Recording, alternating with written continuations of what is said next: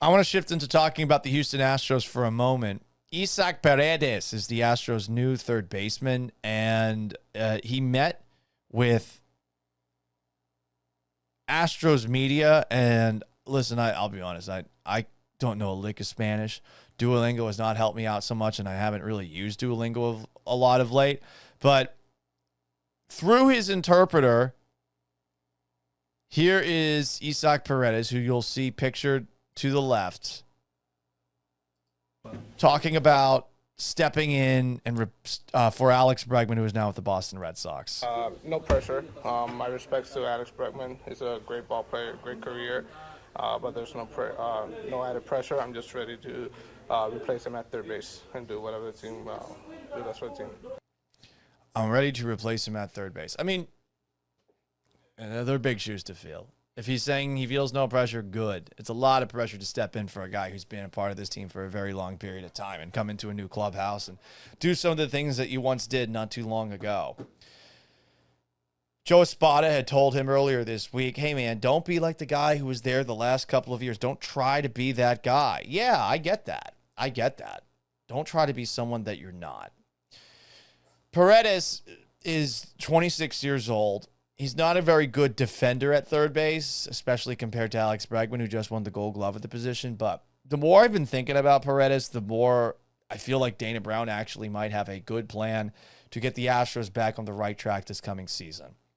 Everyone's talking about with Isaac Paredes that the guy pulls the ball. I think he pulls the ball 49% of the time.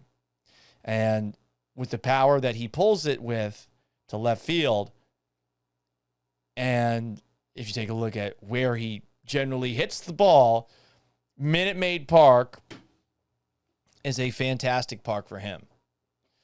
Just like Tropicana Field when he was with the Rays was a fantastic park for him. He had a bunch of home runs that he pulled to left field while at the Trop. And the Trop, left field, has the second shortest left field fence of all venues. I think the Astros are the shortest because their wall isn't as high as the Green Monster, which is also a pretty short wall and definitely a beneficial one for Alex Bregman. But that's what everyone's been talking about. Ooh, Isaac Paredes, he pulls the ball to left field. Hell yeah.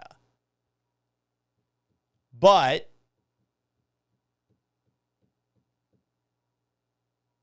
when you look at Isaac Paredes, you should be looking at something else. And this actually makes me feel like, for a change, Dana Brown, who puts his foot in his mouth a lot, makes a lot of promises that he probably can't deliver on, actually has a good plan.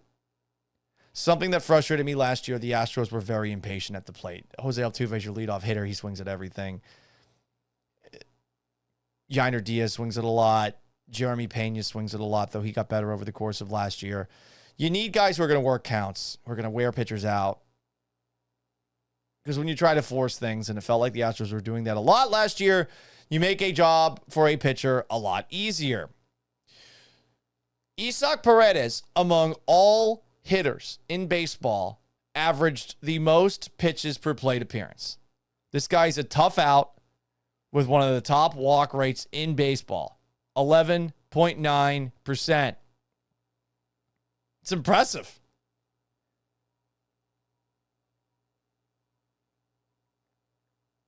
That's 10th among all baseball players. And again, no hitter in baseball averaged more pitches per plate appearance. So if Dana Brown, general manager of the Astros, is telling Joe Espada, manager of the Astros, to tell the guys, hey, we want you to see more pitches, this is one guy to start up that process. And another guy who will help with that process, Christian Walker. Christian Walker is 10th on that list in terms of pitches per plate appearances. Fantastic. You brought in two guys like that for 2025. If you want to stop being the team that swings at fucking everything, having these two guys in the lineup is a great way to start. Then factor in how Paredes fares in left field. And if you want to have a hipster, this guy is the key to the Houston Astros season. You're not saying Jose Altuve and what he does in left field.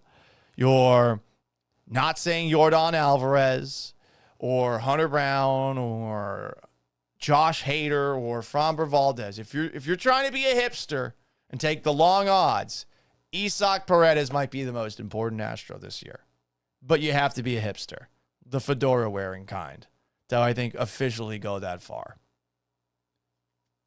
Some comments. Texan says this lineup might oddly work. Amazing. It could. I'm wondering where Paredes fits in. Does he bat third? Does he bat second? I know Jeremy Booth of KHOU, who regularly comes on my radio show with Joe George. He's of the belief that you want to have someone in front of Yordan Alvarez who can draw out long counts and can give him an opportunity to, instead of behind Jose Altuve in the 2-hole, see as many pitches and figure out a pitcher. But the Astros are taking a more analytic-based approach, I think, going into this year. I think they look at Yordan Alvarez, who they moved around in the lineup a couple of times, as a guy that they want to give as many at-bats to as possible. So they're probably going to have him batting second after Altuve to get the most at-bats he possibly can.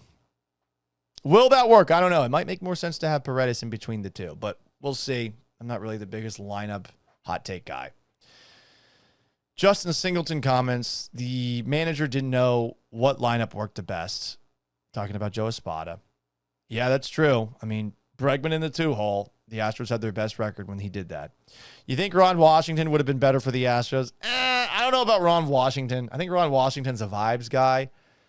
And, considering you've got running the show and Jim Crane, a guy who's a bit of a vibes guy, a little bit reactionary, it probably would have made more sense to go the direction that they went with Espada as manager.